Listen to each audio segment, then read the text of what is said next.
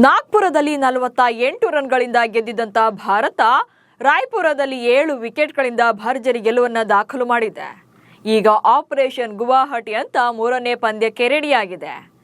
ಭಾನುವಾರ ಭಾರತ ಮತ್ತು ನ್ಯೂಜಿಲೆಂಡ್ ನಡುವಿನ ಮೂರನೇ T20 ಪಂದ್ಯ ನಡೆಯಲಿದೆ. ಈ ಪಂದ್ಯ ಎರಡೂ ತಂಡಗಳಿಗೆ ಮಸ್ಟ್ ವಿನ್ ಮ್ಯಾಚ್ ಆಗುತ್ತೆ. ಯಾಕಂದ್ರೆ ಒಂದ್ ಕಡೆ ಭಾರತ ಈ ಪಂದ್ಯವನ್ನು ಕೂಡ ಗೆದ್ದು ಸರಣಿಯನ್ನ ಕೈವಶ ಮಾಡಿಕೊಳ್ಳೋಕೆ ನೋಡ್ತಾ ಇದ್ರೆ, ಅತ್ತ ಸರಣಿಯಲ್ಲಿ ಜೀವಂತವಾಗಿರೋಕೆ ನ್ಯೂಜಿಲೆಂಡ್ ತಂಡ ಶತಾಯಗತಾಯ ಗೆಲ್ಲಲೇಬೇಕಿದೆ. ಸೊ ಸೀರೀಸ್ ಡಿಸೈಡರ್ ನಂತಿರುವಂತ ಈ ಪಂದ್ಯಕ್ಕೆ ಹೇಗಿದೆ ಎರಡೂ ತಂಡಗಳ ಗೇಮ್ ಪ್ಲಾನ್ ಅನ್ನೋದನ್ನ ಈ ವಿಡಿಯೋದಲ್ಲಿ ಹೇಳ್ತೀನಿ. ನಾನು ಶಾಂತ. ನೀವು ಸುದ್ದಿಯಾನದ ಸಬ್ಸ್ಕ್ರೈಬರ್ ಆಗೋದಕ್ಕೆ ಮರಿಬೇಡಿ. ಭಾರತದಲ್ಲಿ ಟೆಸ್ಟ್ ಮತ್ತು ಏಕದಿನ ಸರಣಿ ಗೆದ್ದು ಇತಿಹಾಸ ನಿರ್ಮಿಸಿದ್ದ ನ್ಯೂಜಿಲೆಂಡ್ T20 ಮಾದರಿಯಲ್ಲಿ ಪಲ್ಟಿ ಹೊಡೆದಿದೆ. ಅದರಲ್ಲೂ ಟೀಂ ಇಂಡಿಯಾ ಆಟಗಾರರ ಬ್ಯಾಟಿಂಗ್ಗೆ ಬೆವರಿಳಿದಿದೆ. 5 ಪಂದ್ಯಗಳ ಸರಣಿಯಲ್ಲಿ ಆಲ್ರೆಡಿ 2 ಪಂದ್ಯಗಳಲ್ಲಿ ಸೋತಿರುವಂತಹ ನ್ಯೂಜಿಲೆಂಡ್ ತಂಡ ಸರಣಿ ಸೋಲಿನ ಹೊಸ್ತಿಲಿನಲ್ಲಿದೆ. ಭಾನುವಾರ ಗುವಾಹಟಿಯಲ್ಲಿ ನಡೆಯಲಿರುವಂತಹ ಮೂರನೇ ಪಂದ್ಯದಲ್ಲಿ ಗೆದ್ದರೆ ಮಾತ್ರವೇ ರೇಸ್ನಲ್ಲಿ ಉಳ್ಕೊಳ್ತಾರೆ. ಹೀಗಾಗಿ ಪಂದ್ಯವನ್ನ ಗೆದ್ದು ಕಂಬ್ಯಾಕ್ ಮಾಡೋಕೆ ಗೇಮ್ ಪ್ಲಾನ್ ಅನ್ನ ಮಾಡಿದ್ದಾರೆ. ಮತ್ತೊಂದು ಕಡೆ ಭಾರತ ಇದೇ ಕನ್ಸಿಸ್ಟೆನ್ಸಿಯಲ್ಲೇ ಸರಣಿಯನ್ನ ಕೈವಶ ಮಾಡಿಕೊಳ್ಳುವಂತ ಕಾನ್ಫಿಡೆನ್ಸ್ ನಲ್ಲಿದೆ. ಹಾಗೆ ಮೂರನೇ ಪಂದ್ಯದಲ್ಲಿ ಭಾರತ ಪ್ಲೇಯಿಂಗ್ 11ನಲ್ಲಿ 2 ಬದಲಾವಣೆಗಳಾಗುವಂತ ನಿರೀಕ್ಷೆ ಕೂಡ ಇದೆ. ಮೂರನೇ ಪಂದ್ಯಕ್ಕೆ ಜಸ್ಪ್ರೀತ್ ಬೂಮ್ರಾ ಮತ್ತು ಅಕ್ಷರ್ ಕಂಬ್ಯಾಕ್. ಇನ್ನು ಸರಣಿಯ ಮೂರನೇ ಪಂದ್ಯಕ್ಕೆ ಭಾರತ ತಂಡದಲ್ಲಿ ಅಂದ್ರೆ ಪ್ಲೇಯಿಂಗ್ 11ನಲ್ಲಿ 2 ಬದಲಾವಣೆಗಳಾಗುವಂತ ಚಾನ್ಸಸ್ ಇದೆ. ಗಾಯದ ಕಾರಣದಿಂದಾಗಿ ವೈಸ್ ಕ್ಯಾಪ್ಟನ್ ಅಕ್ಷರ್ ಪಟೇಲ್ ಸರಣಿಯ 2ನೇ ಪಂದ್ಯದಿಂದ ಹೊರಗುಳಿದಿದ್ರು. ಸೊ ಅವರ ಸ್ಥಾನದಲ್ಲಿ ಚೈನಾಮನ್ ಬೌಲರ್ ಆಗಿರುವಂತಹ ಕುಲ್ದೀಪ್ ಯಾದವ್ ಅವರನ್ನ ಸೇರಿಸಿಕೊಳ್ಳಲಾಗಿತ್ತು. ಈಗ ಅಕ್ಷರ್ ಪಟೇಲ್ ಮೂರನೇ ಪಂದ್ಯಕ್ಕೆ ಕಂಬ್ಯಾಕ್ ಮಾಡುವಂತ ನಿರೀಕ್ಷೆ ಇದೆ. ಆದರೆ 2ನೇ ಪಂದ್ಯದಲ್ಲಿ ಅದ್ಭುತವಾದಂತಹ ಬೌಲಿಂಗ್ ಅನ್ನ ಮಾಡಿದಂತ ಕುಲ್ದೀಪ್ ಬೆಂಚ್ ಕಾಯಿಸುವಂತ ಸಾಧ್ಯತೆ ಇದೆ. ಹಾಗೆ ವೇಗದ ಬೌಲರ್ ಜಸ್ಪ್ರೀತ್ ಬೂಮ್ರಾ ಕೂಡ ಮೂರನೇ ಪಂದ್ಯದಲ್ಲಿ ಕಂಬ್ಯಾಕ್ ಮಾಡ್ತಾರೆ.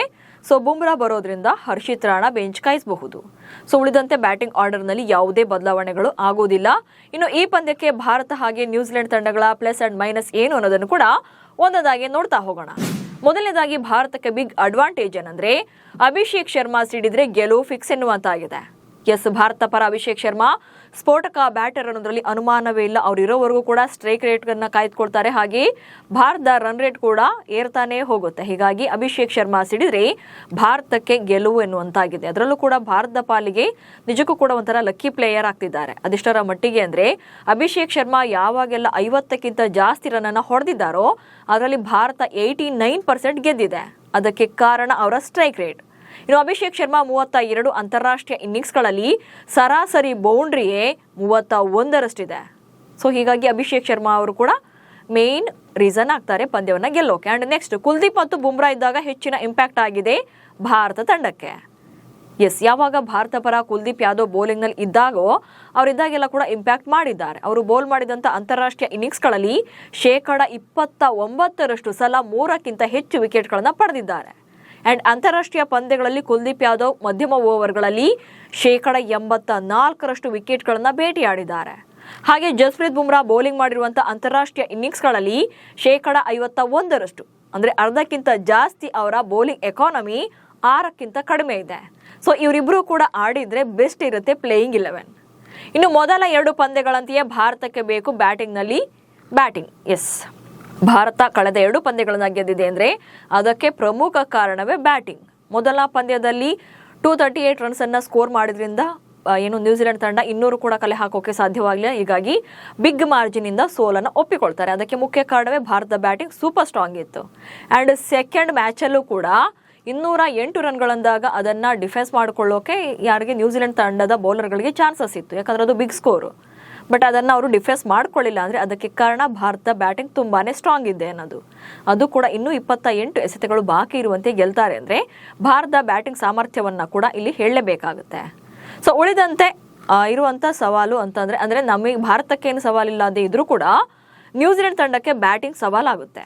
ಎಸ್, ಸರಣಿಯಲ್ಲಿ ಉಳ್ಕೊಳ್ಬೇಕು ನ್ಯೂಜಿಲೆಂಡ್ ತಂಡ ಅಂತಂದರೆ ಅವರು ಶತಾಯಗತಾಯ ಮೂರನೇ ಪಂದ್ಯವನ್ನು ಗೆಲ್ಲೇಬೇಕು. ಸೊ ಅವರಿಗಿರುವಂಥ ಮೇನ್ ಚಾಲೆಂಜ್ ಅಂದರೆ ಬ್ಯಾಟಿಂಗ್. ಭಾರತದ ಬ್ಯಾಟಿಂಗ್ ಮುಂದೆ ಅವರ ಬ್ಯಾಟಿಂಗ್ ಕಂಪ್ಲೀಟ್ ಆಗಿ ವೀಕ್ ಆಗಿ ಕಾಣಿಸ್ತಾ ಇದೆ. ಸೊ ಭಾರತಕ್ಕೆ ಟಫ್ ಫೈಟ್ ಕೊಡಬೇಕು ಅಂತಂದರೆ ಅವರಿಂದ ಬಿಗ್ ಸ್ಕೋರ್ ಬರಲೇಬೇಕು. ಇದನ್ನೇ ಮಿಚೆಲ್ ಸ್ಯಾಂಟ್ನರ್ 2ನೇ ಪಂದ್ಯ ಆದಮೇಲೆ ಹೇಳ್ತಾರೆ, ನಾವು ಬಹುಶಃ 300 ರನ್ ಹೊಡೆದಿದ್ರೆ ಡಿಫೆನ್ಸ್ ಮಾಡ್ಕೊಳ್ತಿದ್ವೇನೋ ಅಂತ. ಆ ಥರದಲ್ಲಿ ಬ್ಯಾಟ್ ಬೀಸಿದ್ದಾರೆ ಭಾರತೀಯ ಬ್ಯಾಟರ್ಗಳನ್ನು ಲೆಕ್ಕದಲ್ಲಿ ಹೇಳ್ತಾರೆ. ಹೀಗಾಗಿ ಬ್ಯಾಟಿಂಗ್ ಅವರಿಗೆ ಇಂಪಾರ್ಟೆಂಟ್ ಆಗುತ್ತೆ. ನೆಕ್ಸ್ಟ್ ನ್ಯೂಜಿಲೆಂಡ್ ಪಡೆಗೆ ಮಿಸ್ಫೀಲ್ಡ್ ಹಾಗೆ ಬೌಲಿಂಗ್ ಎಕ್ಸ್ಪೆನ್ಸಿವ್ ಇರೋದೇ ಕಷ್ಟ ಆಗ್ತಿದೆ. ಸಾಕಷ್ಟು ಕ್ಯಾಚ್ಗಳನ್ನು ಮಿಸ್ ಮಾಡ್ತಿದ್ದಾರೆ, ಹಾಗೆ ಬೌಂಡ್ರಿಗಳೇ ಹೋಗ್ತಾ ಇರುವಂಥ ಬಾಲ್ಗಳನ್ನು ತಡೆಗಟ್ಟುವಲ್ಲೂ ಕೂಡ ಫೇಲ್ಯೂರ್ ಆಗ್ತಿದ್ದಾರೆ. ಈವನ್ 2ನೇ ಮ್ಯಾಚಲ್ಲೂ ಕೂಡ ಸೂರ್ಯಕುಮಾರ್ ಯಾದವ್ ಅವರ 2 ಕ್ಯಾಚ್ಗಳನ್ನು ಮಿಸ್ ಮಾಡ್ತಾರೆ. ಸೊ ಅದು ಅಲ್ಲದೆ ಬೌಲರ್ಗಳು ಕೂಡ ತುಂಬಾ ಎಕ್ಸ್ಪೆನ್ಸಿವ್ ಆಗಿದ್ದಾರೆ, ಹೀಗಾಗಿ ಅವರಿಗೆ ಪಂದ್ಯಗಳನ್ನು ಗೆಲ್ಲೋಕೆ ಕಷ್ಟ ಆಗ್ತಿದೆ. ಸೊ ಈ ಎಲ್ಲ ಅಂಶಗಳನ್ನು ನೋಡಿದರೆ ಈ ಪಂದ್ಯವನ್ನು ಕೂಡ ಭಾರತವೇ ಗೆಲ್ಲುವಂಥ ಚಾನ್ಸಸ್ ಜಾಸ್ತಿ ಇದೆ. ಭಾರತಕ್ಕೆ ಮೈನಸ್ ಎನ್ನುವಂಥ ಪಾಯಿಂಟ್ಸ್ ಏನು ಇಲ್ಲದೇ ಇದ್ರೂ ಕೂಡ ಕನ್ಸಿಸ್ಟೆನ್ಸಿ ಪರ್ಫಾರ್ಮೆನ್ಸ್ ಮಾತ್ರ ಅವರಿಂದ ನಿರೀಕ್ಷೆ ಮಾಡ್ತಾ ಇರ್ಬೋದು, ಹಾಗೆ ಓವರ್ ಕಾನ್ಫಿಡೆನ್ಸ್ ಮಾತ್ರ ಇರಲೇಬಾರದು. ಸೊ ಅಂತಿಮವಾಗಿ ನಿಮ್ಮ ಪ್ರಕಾರ ಭಾನುವಾರವೇ ಗುವಾಹಟಿಯಲ್ಲಿ ಭಾರತ ಪಂದ್ಯವನ್ನು ಗೆದ್ದು ಸರಣಿ ಕೈವಶ ಮಾಡಿಕೊಳ್ಳುತ್ತಾ ಅನ್ನೋ ಬಗ್ಗೆ ಕಮೆಂಟ್ಸ್ ಅನ್ನ ಮಾಡಿ. ಹಾಗೆ ನೀವು ನಮ್ಮ ಸುದ್ದಿಯಾನ ಚಾನಲ್ನಲ್ಲಿ ಜಾಹೀರಾತು ಹಾಗೆ ಪ್ರಾಡಕ್ಟ್ ಪ್ರಮೋಷನ್ಗೆ ಡಿಸ್ಪ್ಲೇನಲ್ಲಿ ಕಾಣಿಸ್ತಾ ಇರುವಂಥ ನಂಬರ್ಗೆ ವಾಟ್ಸಪ್ ಮಾಡಿ. ನಮಸ್ಕಾರ.